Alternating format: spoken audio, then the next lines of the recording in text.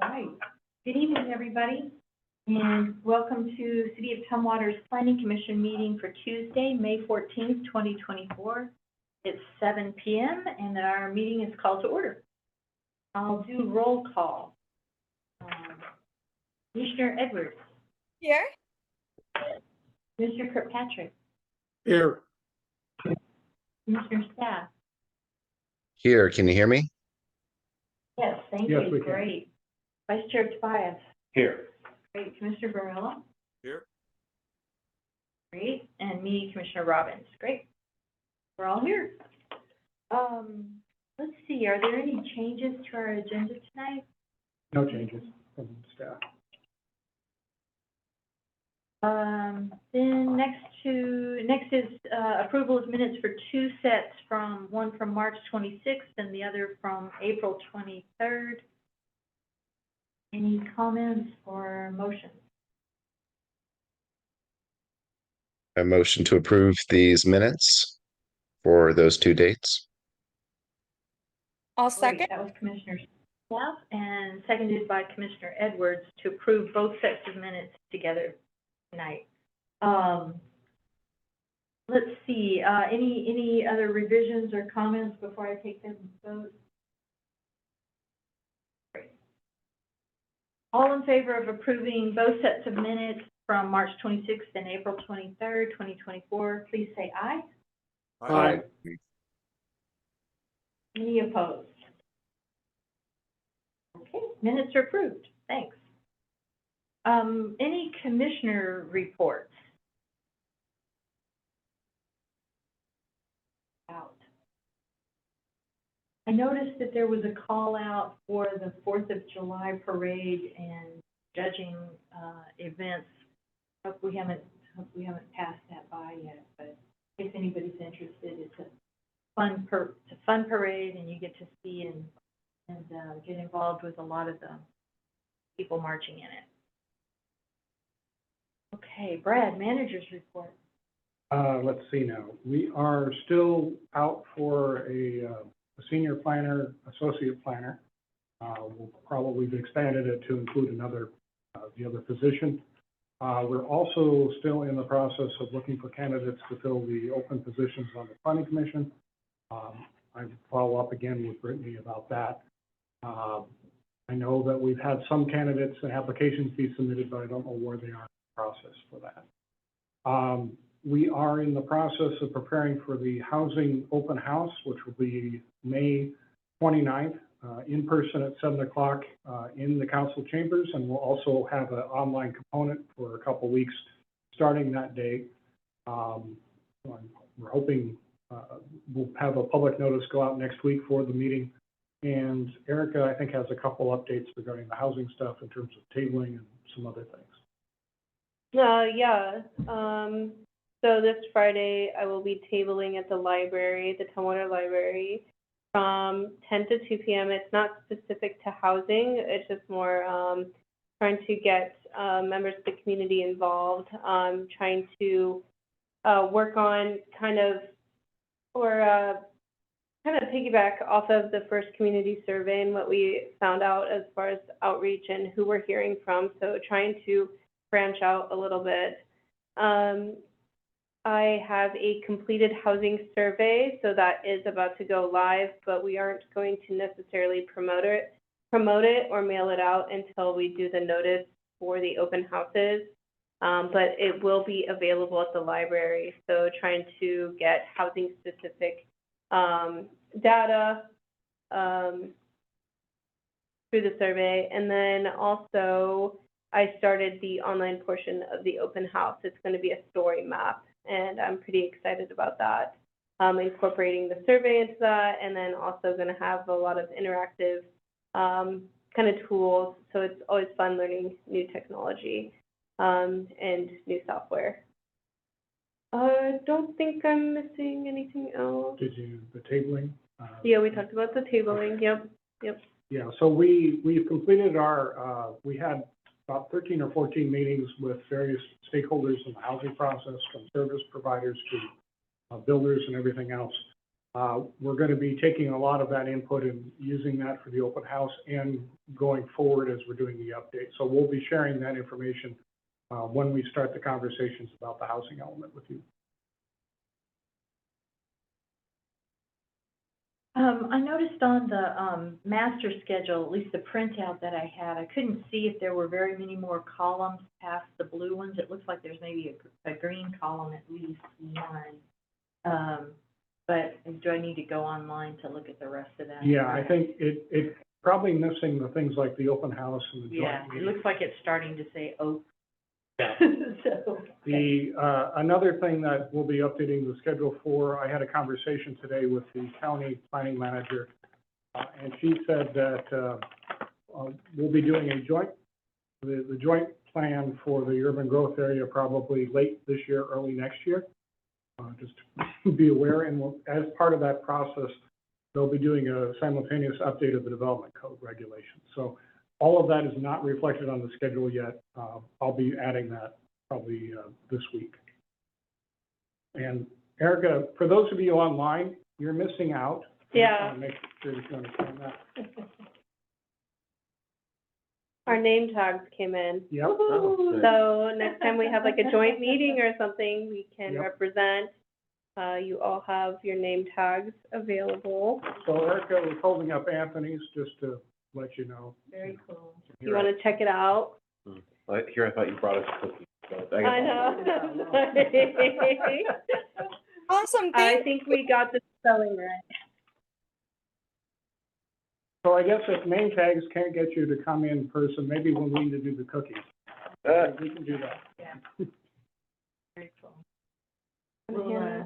Will you be collecting those at the end so that you can maintain them in case, you know, some of We can certainly do that. It's up to you, you know, as responsible adults. Okay. I qualify. That's certainly an aspiration to save them. Yeah. Right, and they're just the magnetic ones. That's cool. Very cool, thanks. Let's see, going on, do we have anybody here from the public? I see Mr. Tuano from Jolt. If you would like to address the planning commission, now's your chance.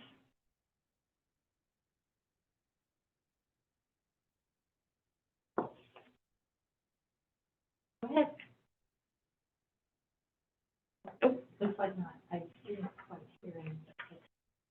Well, thanks for covering us, and thanks for being here tonight. Did you hear from anybody in the meantime, by email or phone or anything else? No, the only communication that we received was the letter that I emailed out to everybody today and brought the hard copies in. Yeah. Good. The Black Hills Audubon. Okay, very good. Which we can cover, I think, when we get to the main topic tonight. Okay. Out of curiosity, for the things they were asking for in their suggestions, were any of them like contrary to what was already in the plan, or was it more just emphasizing certain aspects of the conservation plan that they want highlighted? I think it was mostly highlighting things that we have in the plan already, dealing with the habitat conservation plan. And we'll be talking a little bit further about that as we get into the details of the policies for that. But they, you know, they were in line with the intent of the conservation element. So, And with any luck, we might actually be able to invite a representative from Black Hills Audubon Society to a deeper conversation in the future. So that'd be great. Okay, not seeing any other members of the public here. I guess we'll move on. And I think that this is Alex's item. You want to go ahead, Alex? Yeah, Unless sure. you want to Thank lead you. in. Yeah, unless Brad. no, go ahead. Okay, thank you. And I'll share my screen so we can go through the presentation as well.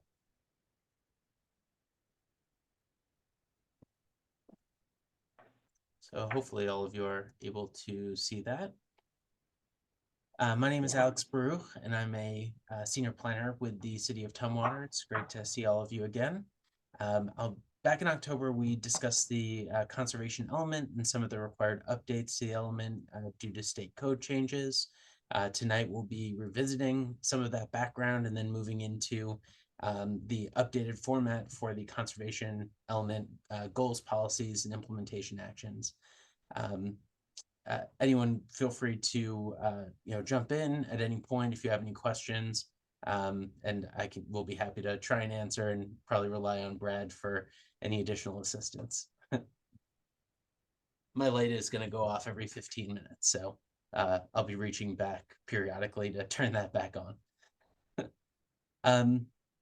All right, so the Growth Management Act requires that the city demonstrate that each element in the plan meets the 15 planning goals. The 2 goals related to conservation in the growth are natural resource industries and environment. The conservation element has specific guidelines and policies that ensure the viability of natural resource industries and activities.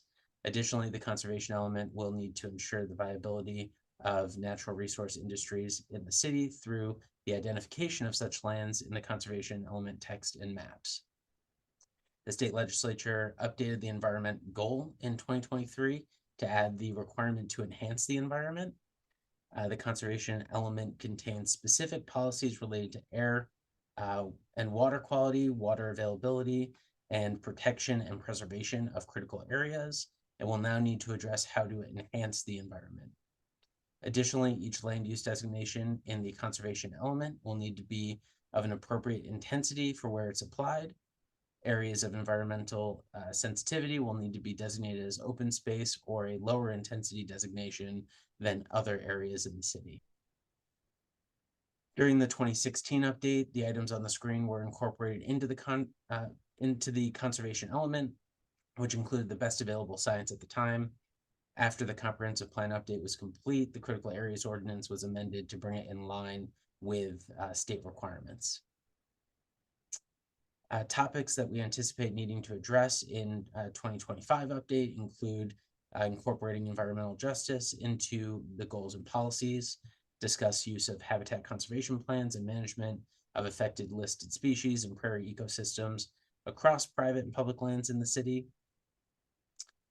use best available science and update policies to designate and protect critical areas, use current data to update all of our maps within the comprehensive plan, move goals and policies related to climate mitigation and greenhouse gas emission targets to the new climate element, add references to updated shoreline master program, Thurston climate mitigation plan, and updated forestry management plan, and update policies on urban agriculture, forestry resource lands, and mineral resource lands, update the municipal code, following the Department of Ecology's critical area checklist, and getting to what we're going to be mostly talking about tonight, simplifying the language of the goals, policies, and implementation actions, and focusing specifically on developing implementation actions that identify resources to implement the actions and the timelines. So with all of those, Alex, can I interrupt you just real quick? of course. And I'm wondering if, there's been a lot of discussions over the last number of months about the urban wildlands interface work that's going on. Will this be the element where that is incorporated too? Is that another one of the cross links? Actually, because the state legislature essentially pulled back on almost all of it, what they approved was a request for DNR to do the mapping again, which is going to take a little while. Okay. And then in the actual RCWs, they said that what should be adopted for the Wildland Urban Interface Code is actually a small portion that deals specifically with building requirements for the actual buildings within designated areas. So that means, certain siding, certain roofing, all those kinds of things. Nothing dealing with vegetation or anything outside of the building envelope itself. So what we're going to probably do is deal with the Wildland Urban Interface Code through the climate element, specifically the adaptation portion of that, which deals with the natural hazards plan, which is where we address it as part of our long-term goal. Oh, okay, great. Thank you. Go ahead. Perfect. Yeah, thank you, Brad. With all of those items being considered that we just talked about, we're focusing on goals, policies, and implementation actions, update as the main focus of this meeting, and really just outlining, what the new format is going to look like and how we're looking to update the goals, policies, and actions. So goals, just as a brief overview, are statements of desired outcomes or intended achievements. Policies are specific statements that guide actions and provide a framework for future decision-making. And actions are specific implementations of goals and policies. On the screen is an example of one of the goals, policies, and actions in our current comprehensive plan. When developing goals and policies, it's important to understand policy strength continuum. The Puget Sound Regional Council developed the following example, and CTAC did a really great job of following this rubric using active language throughout their goals, policies, and actions. And they provided a great example for how to break apart goals into subcategories. As you saw in your packet in attachment B, we are proposing to update the format and incorporate active language as a part of the update. And I'll walk through that, the headings in that document over the next couple of slides. I'm wondering, sorry to interrupt again, but I was struck how there doesn't seem to be a time component. Are we to understand it's just within the planning horizon, the 20-year planning horizon, that we're anticipating taking some of these actions, or are there some that could be achieved sooner, or what kind of time frame would strengthen the active statements? Yeah, so I think timeline is partially going to be dependent on budget and the ability for staff to implement some of the actions.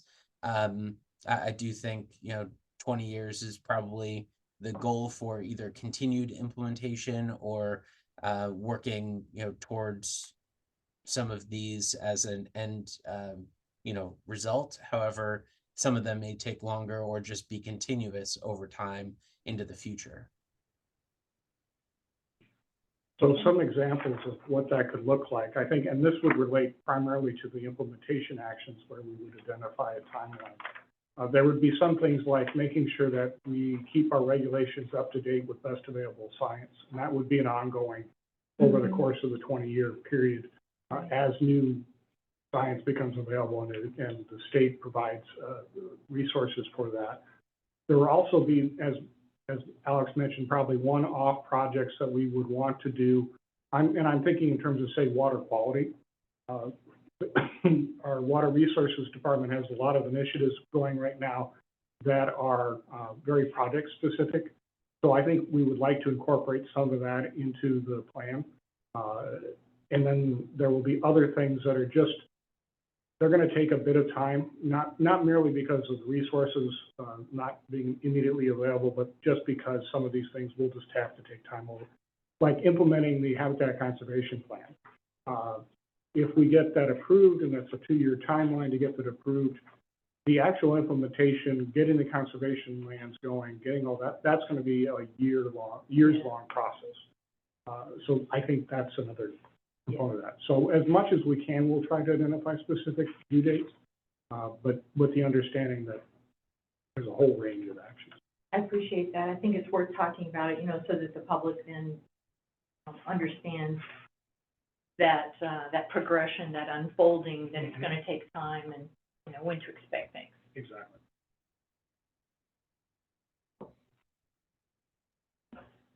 Okay. I think Mr. Kirkpatrick had a question as well. Oh, sorry. Go ahead. Good catch. I'm bouncing around. Thinking of Go ahead. the actions will have to be constrained by staff time and dollars. I think we addressed that when we were working on the forest management plan. We prioritized certain actions, and that gave an opportunity for when the city looked at their annual budget, they knew which pieces of the plan had already been outlined as the most important. So possibly we might want to take a look at how that could be applied to this. Yeah, I think that's a reasonable thing to look at.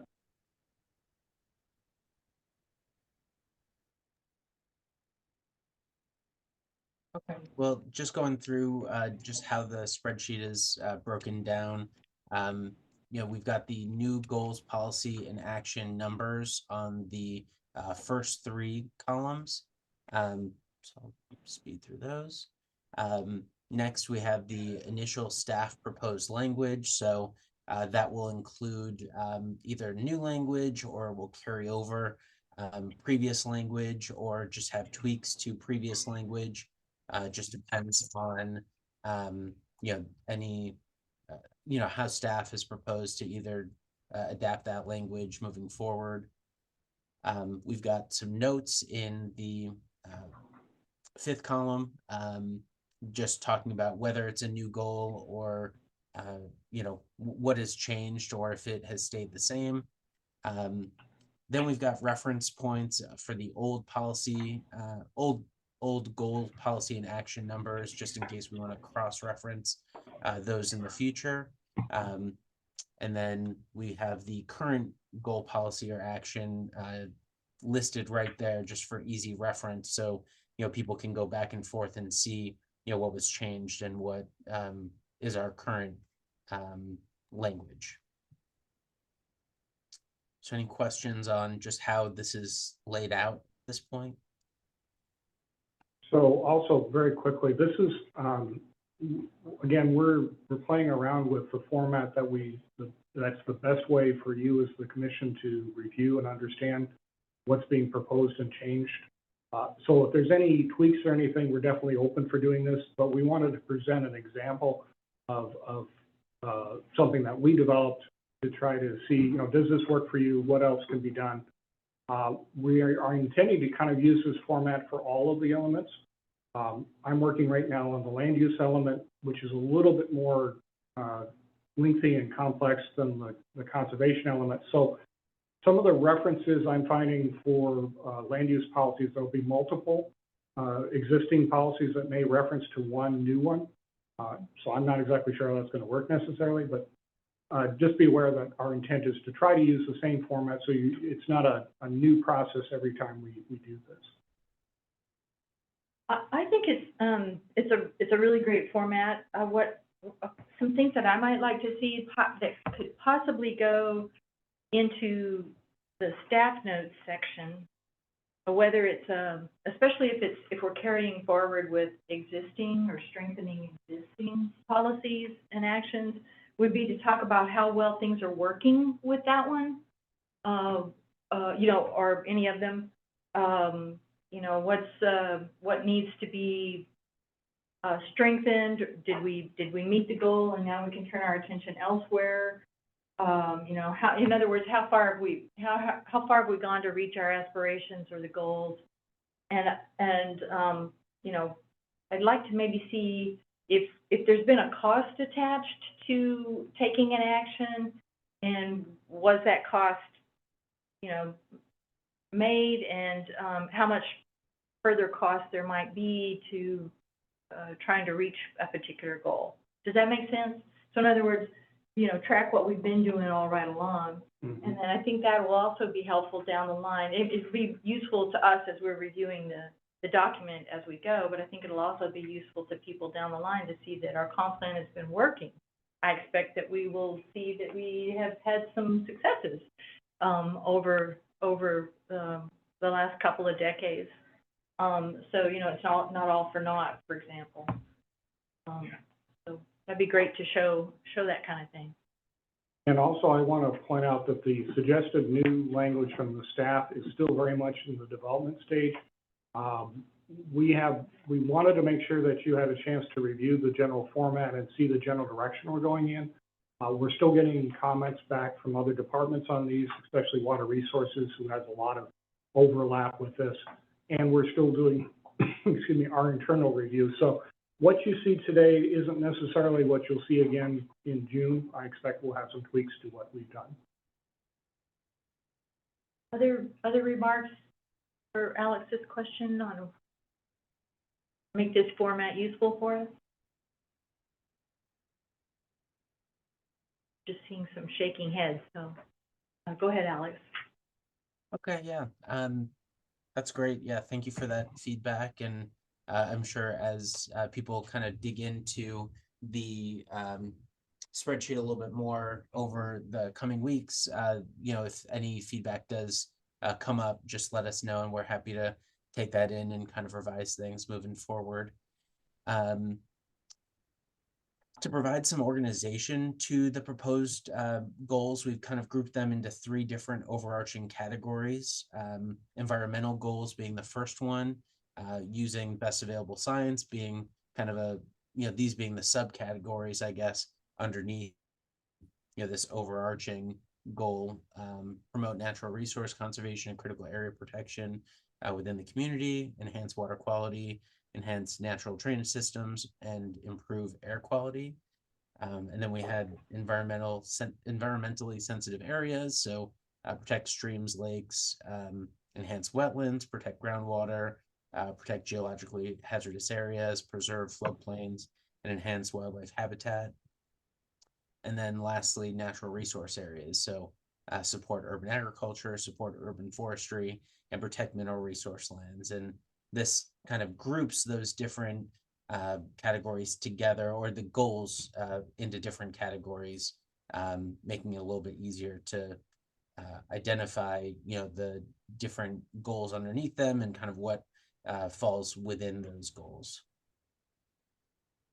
And a little bit of explanation for the difference between the critical area goals basically align with what the Growth Management Act says we need to address, both in terms of policies and then our regulations in the development code. In terms of the resource lands, because we're in an urban area, we're not as concerned with this as, say, the county is, because the, you know, designated agricultural lands is a rural county thing.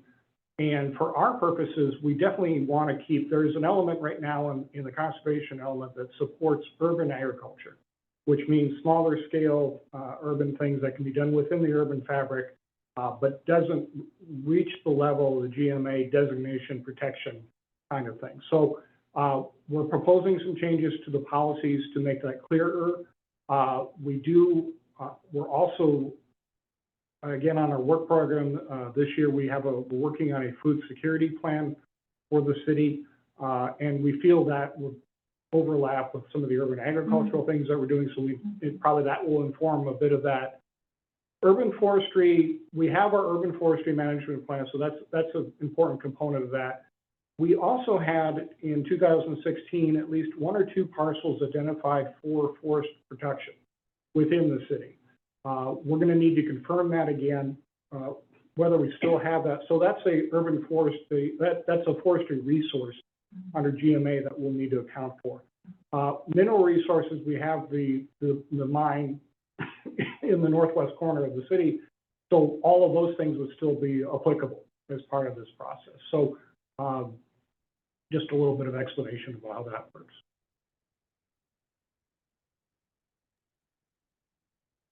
Perfect. Yeah. Thank you, Brad. I guess last but not least, we're looking for your feedback as a part of all of this. And I know it's going to take some time to digest, so I'm not really expecting a whole slew of questions or proposed language here and now. In fact, I'd much prefer that they are written out, so it's easier for us to walk through them and kind of digest them ourselves and think through how which of these goals, policies, or actions we need to come back to the Planning Commission and have larger discussions on and evaluate, what consensus we can reach when it comes to the language here and what's going to move forward. So ultimately, we would love your comments by May 31st so we can digest them and, put them into, packets moving forward. That's the similar deadline that we have for internal staff.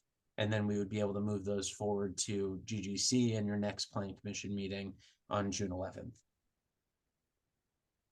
And the intent is so we're focusing obviously on the goals, policies, implementation. We also have the update of everything else in the conservation element. All the background data, all of that is still to be done. And our intent is, I think we have October would be our next meeting after that to come back and talk through basically a complete draft of the updated plan. So you'll have all of the background information updated, plus all of the policy language that we've developed to this point. So you'll have a couple more chances at it before it becomes part of, the ordinance adoption process.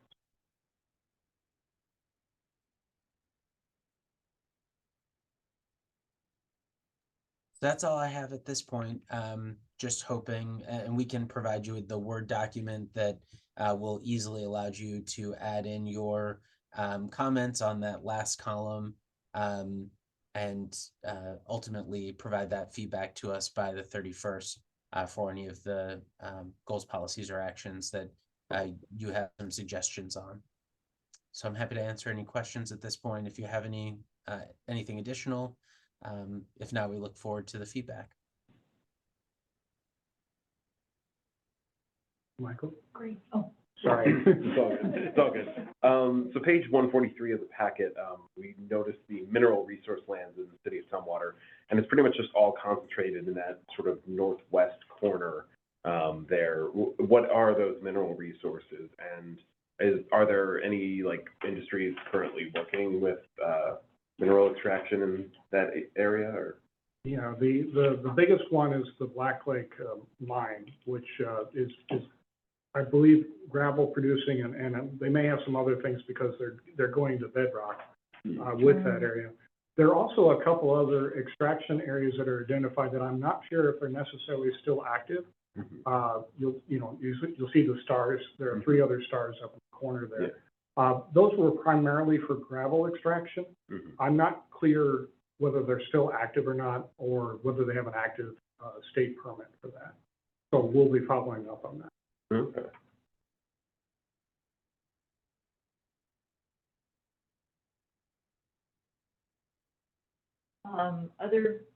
Other remarks, other questions? We've got our work cut out for us the next few weeks. Great. When do you think you might have the Word document out? I will send that out tomorrow morning. Okay, Yeah. great. That'd be helpful.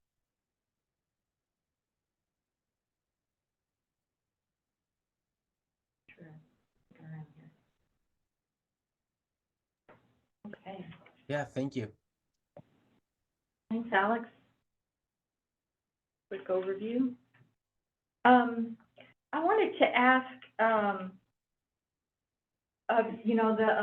the CTAC example of their environment element.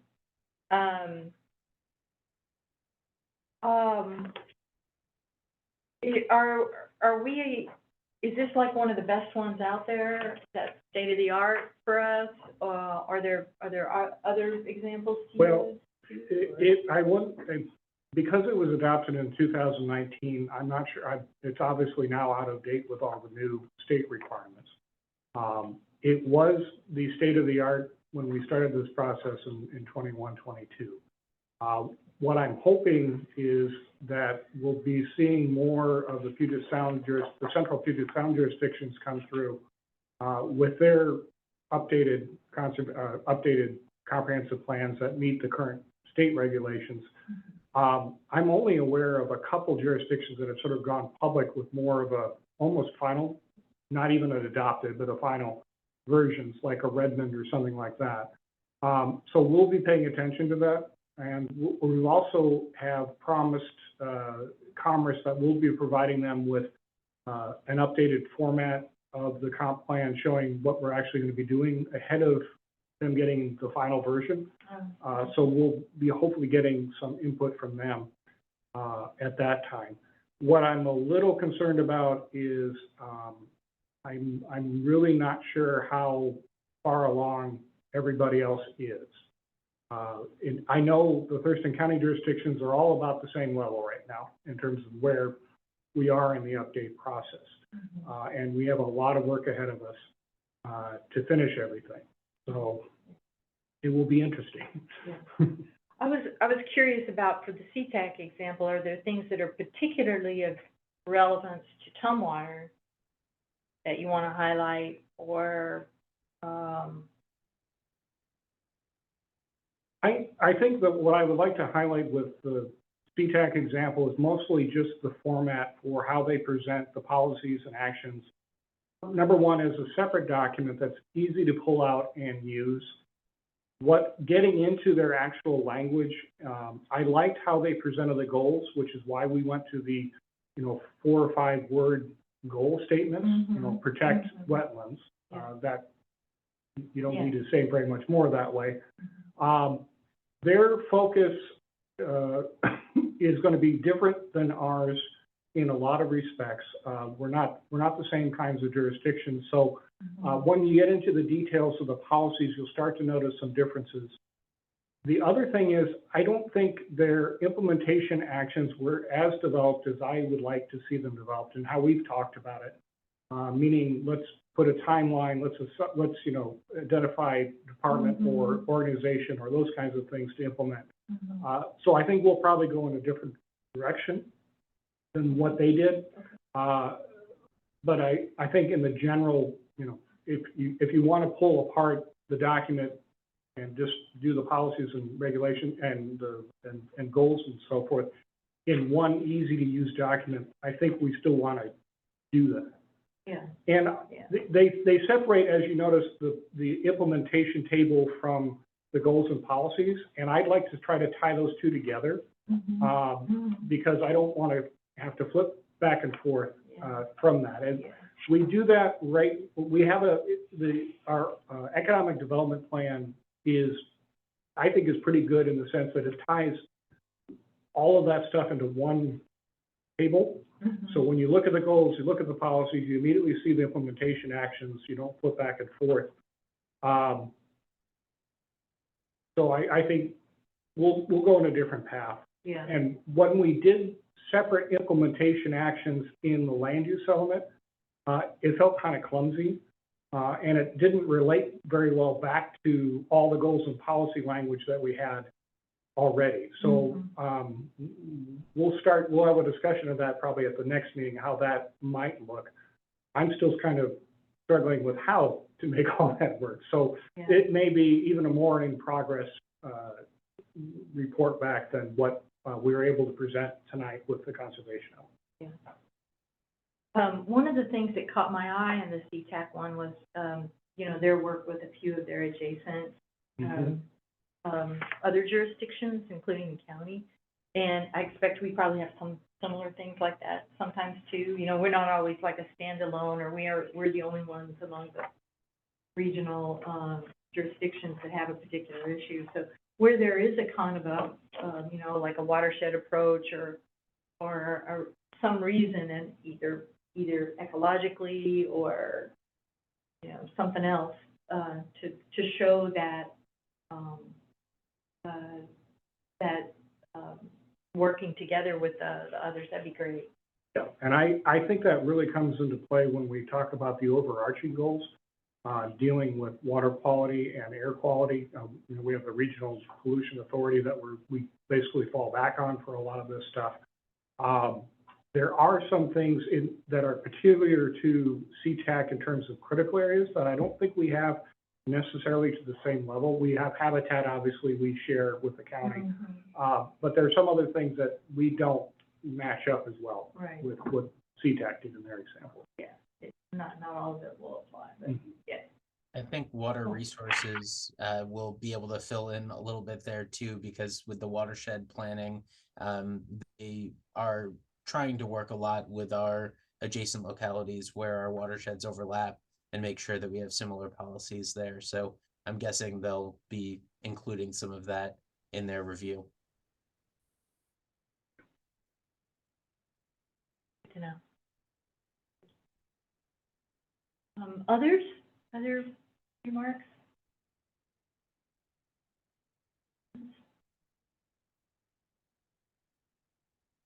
All right. Okay. A quick night. Let's see, our next meeting day will be the 28th of May. We're back in this room, right? Yep, and it also looks like we'll be in the Sunset Room probably through the end of June. Okay. They're still working on the kitchen at the fire station, and we found out today that they're going to be working through June at least. Okay. So I'll keep you updated on that. Than that, I guess if there's not any more questions, we're probably could entertain a motion.